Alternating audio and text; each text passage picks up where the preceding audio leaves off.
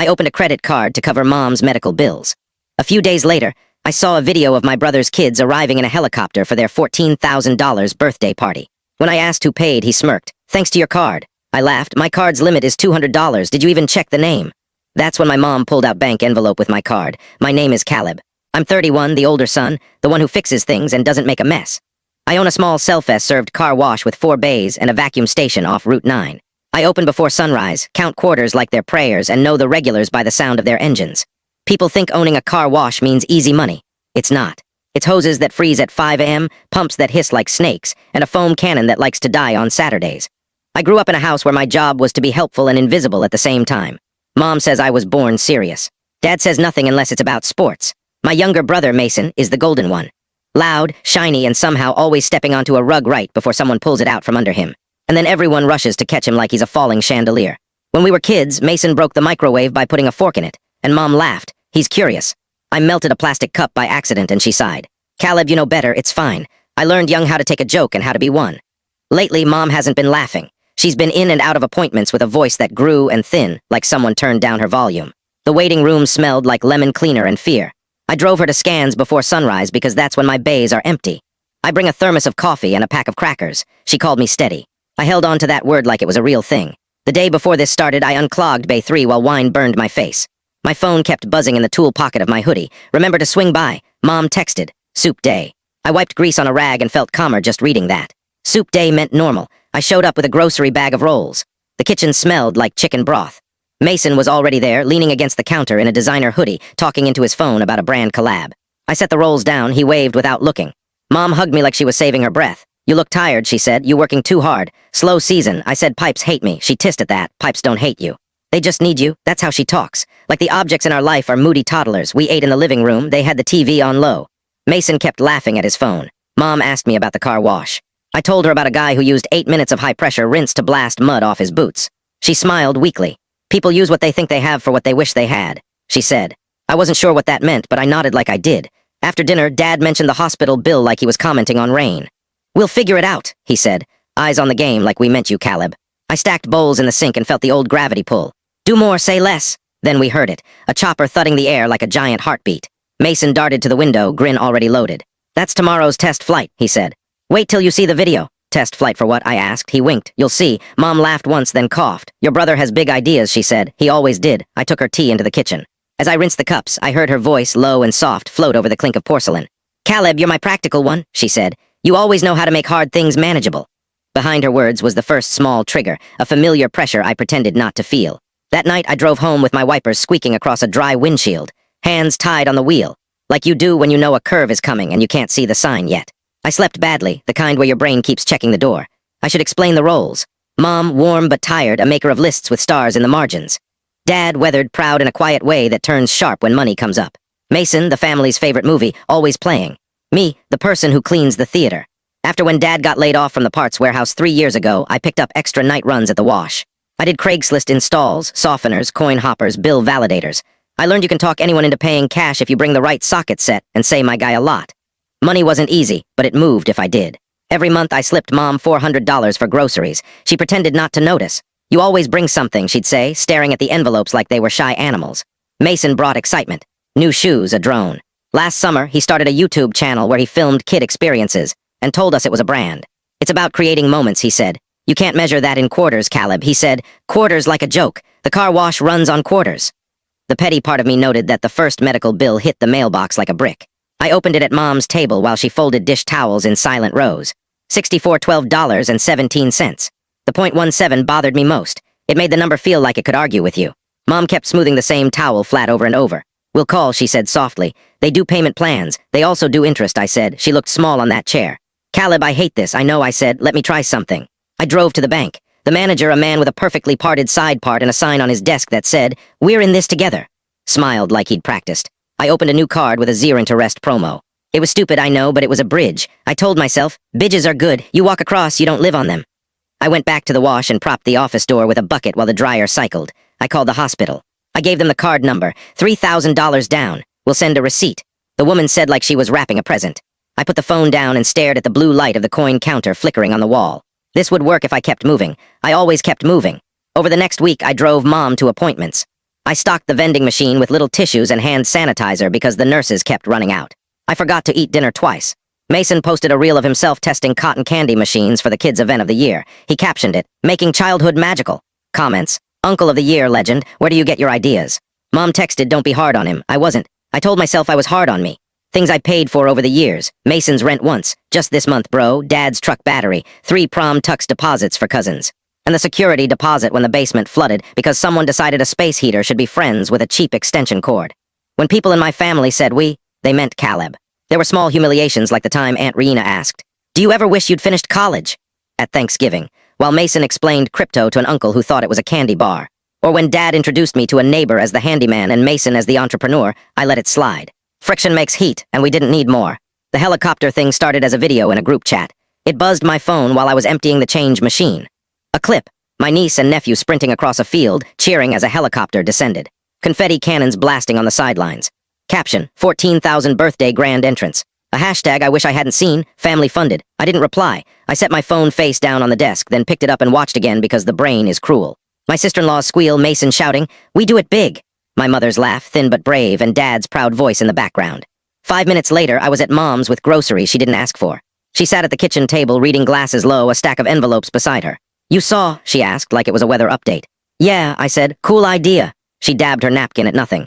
"They're kids," she said. "It's a memory." "I get it," I said. "Memories cost." She glanced at the envelopes. "Caleb, we should." "Don't," I cut in. "I'm handling it." I opened a card, 0 interest for 12 months. Her face shifted.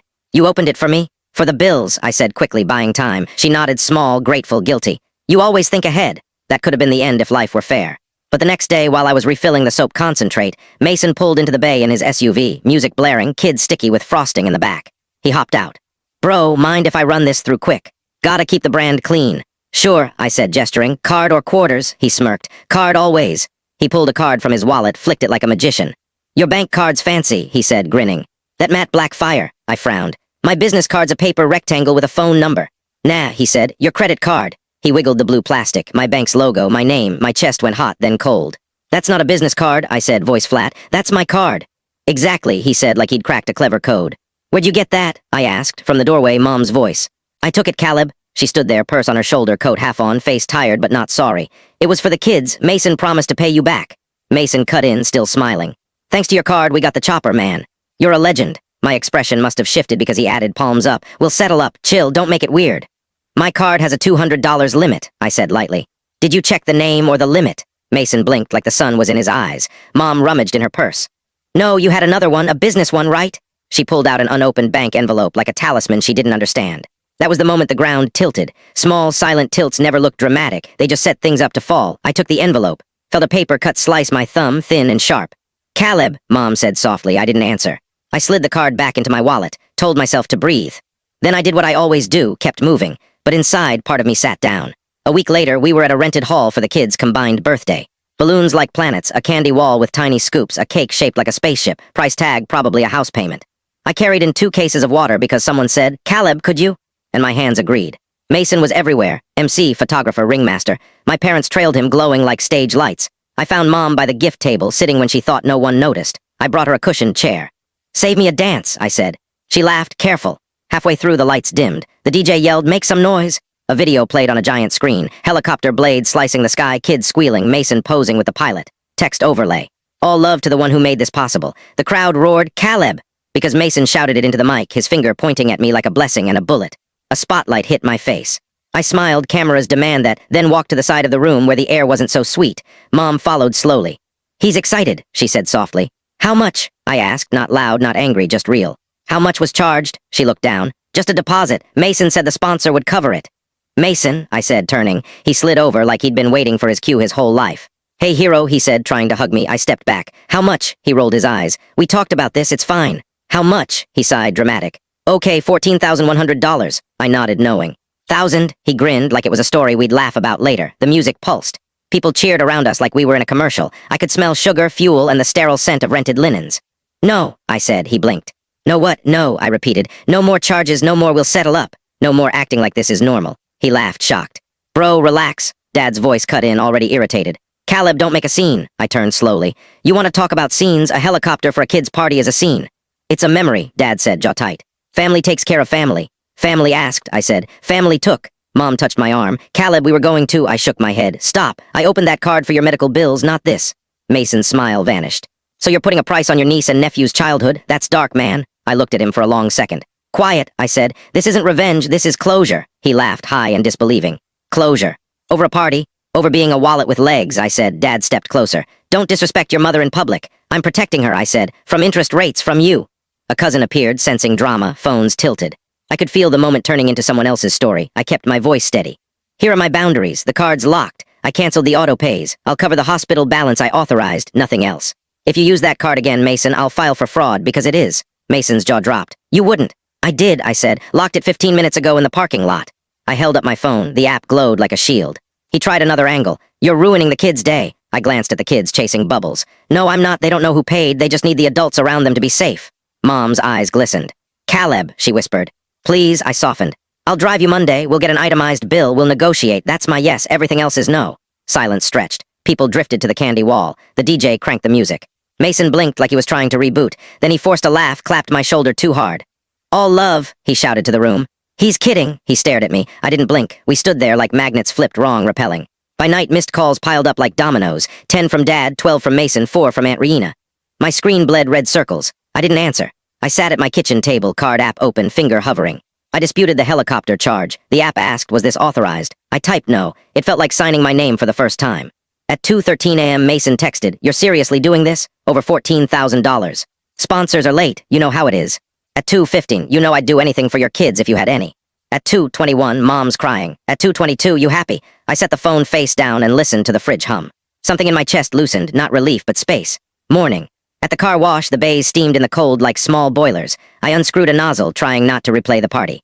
Mrs. Ortiz, a regular, rolled in with her dusty SUV. She saw my face. Trouble? Family, I said. She nodded like that explained everything. At noon, Mom called. I answered. Her voice was thin like paper. Your father's furious, she said. Mason's loud. I can imagine, I said. How are you? She paused. Tired. Then, are you sure about this? Yes, I said, my voice steadier than I expected. I'll cover the medical bills, not the parties. I'm done being the emergency fund for other people's emergencies. Silence. Then you've always been so generous, Caleb. Generous isn't the same as available, I said. That night, Dad left a voicemail, calm at first, then sharp. We don't raise quitters, Caleb. If you're going to be petty over a number, don't come Sunday. I replayed the last line once, then deleted it. The app pinged. Your dispute is being reviewed. The next week was a test. Mason posted a long story about haters who don't get investing in memories. He didn't say my name, he didn't need to. A cousin DM'd, you good? I replied, yep. It felt like standing still in a river trying to pull me under. Monday, I drove Mom to the hospital billing office. We sat under fluorescent lights as a woman in a cardigan explained codes. If we remove duplicate lab fees, she said, typing, it drops by $1180. Mom's mouth opened. I asked for a 0% payment plan. The woman blinked like no one had asked in weeks. We don't do zero, but we can do low. We did the math with a pen. It felt like a small victory in a long, dull war. In the parking garage, Mom leaned against the car. When did you learn to do that? Counting quarters, I said. She smiled, real for the first time in weeks. Tuesday, Dad showed up at the wash, rare for him. He stood by the vending machine like a lost customer. We should talk, he said. I wiped my hands on a rag. We are. He looked at the wet floor, then at me. Your mother's tired. I know, I said. You humiliated your brother. He used my card without asking, I said. That's humiliation, he squinted. He said you agreed. He didn't ask. My voice stayed flat. If you back his story, that's your choice. My boundary stands. He stared like I'd grown taller. You're cold, Caleb. I'm calm, I said. He left without a wash. Thursday, the bank called. Jasmine verified my dispute, asked simple questions. Did you hand your card to anyone? No. Did you authorize a helicopter service? I exhaled. No. We're freezing the transaction pending investigation, she said. I thanked her like she'd pulled me from a ditch. Mason texted an hour later. Bro, really? I didn't reply. Friday night, Mom called from her bedroom. I heard the TV blaring, Dad's way of saying he was still there. I found an old envelope, she said. From you, full of quarters, she laughed softly. You said it was for soup day. I remember, I said. I should have said no more often, she said, voice trembling. To him, to your father. I made you the fixer. I let myself be it, I said. We meet in the middle. After we hung up, I cleaned my apartment, touching everything I owned, reminding it I was still here. I put my phone on Do Not Disturb and slept deeply. The next week, my screen showed 37 missed calls from Sunday's family dinner and 19 unread texts, from call me to you're stressing Mom out. I didn't respond. I was building a habit. Diner breakfast at 6:15, strip mall walk at 7 o'clock, open car wash bays at 7:30, paperwork at 9 o'clock, billing call at 11 o'clock, lunch in the truck at 1 o'clock, invoices at 3 o'clock, gym at 6 o'clock, lights out at 10 o'clock. At 8 o'clock p.m., I turned my phone face down. Silence is loud when you let it be. 2 weeks later, Mason came to the car wash, no cameras, just himself. You got the charge reversed, he said. I did, I replied. He mentioned a fraud letter, I agreed. You really gonna make me pay for it all, he asked. No, I said. Hospital cut Mom's bill, I'll cover that, the rest is yours. He looked surprised. You used to help. I used to drown, I said. Now I don't. He stared at the wet concrete. Mom's mad at me. Mom's scared, I corrected. You always talk like you know the right words, he said. I know what I'll do and won't, I replied. He left after saying, you do you. That night Mom texted, miss you steady. I replied, Monday at 9 o'clock, I'll pick you up. She sent a heart. Closure isn't dramatic. It's a line you draw until it sticks. It's not answering guilt calls, watching a hospital bill shrink, or a Saturday where no one needs your last $20. Mom and I met billing twice, paid $300 each time. She said, you're good at this. I said, so are you. You raised brothers. She smiled at the ordinary sky. Dad left a voicemail. Your mother says you're helping. That's good. He doesn't like boundary. He'll learn or he won't. Mason pivoted to smaller events, even posted about sustainable wonder. No TV-style apology, but he stopped using my name as a password. I'll take it. I muted the family chat, set a medical-only mom budget, and stuck a no new cards note on my fridge. I said yes to small things. Coffee with a neighbor, pick up basketball, sleep. I don't hate my family, but I don't love their expectations. Both can be true. Kids still send crayon drawings with soap bubbles, thinking my job's magic. Sometimes it is. A teen washed his dad's truck and grinned like he found a secret. I gave him extra quarters. Keep going. This isn't revenge or a plot, it's a stop. I don't owe anyone my peace. I won't let guilt pretend to be love. I say yes when it helps, no when it hurts. That's the moral on a sticky note. I turned down the music, opened the bays at sunrise, and counted quarters, not to fix someone else's mess, but to fund my mom's health and my own quiet.